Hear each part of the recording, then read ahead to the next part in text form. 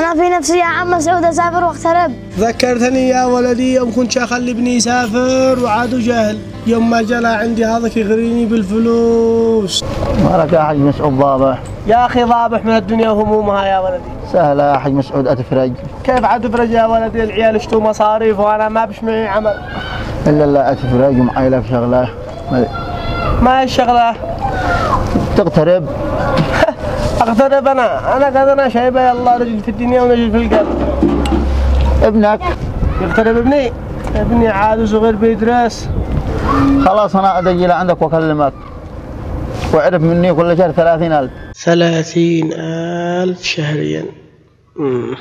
وأخلي ولدي يسافر وعاد صغير ما يقع به، خليه يسافر. يا يوسف يا ولدي. أو يابا. تيجي أنا جنبي أجي الشحاك يجي.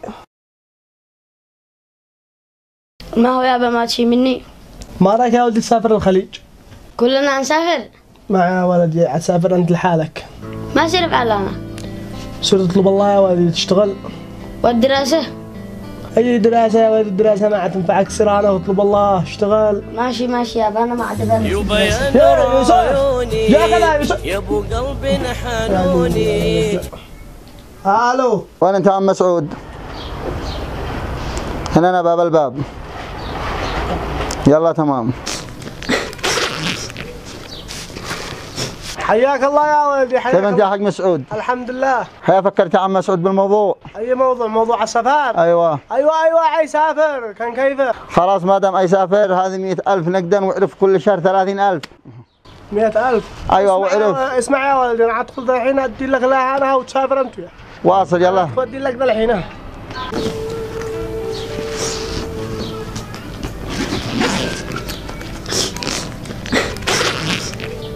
يوسف يا يوسف. ما هو.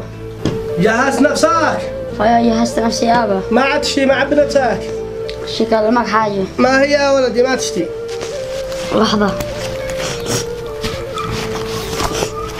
هذا الكتاب حق الأستاذ حق قول لنا قد حلت كل المسائل.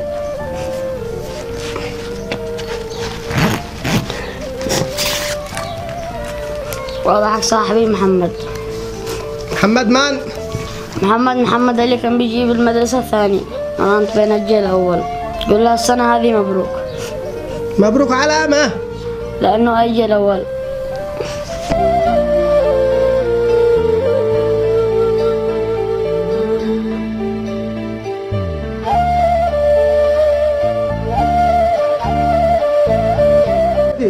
عندي جزء ذاكر وجي الأول وأنا عاد أخذ أتصرف مع هذا أنا.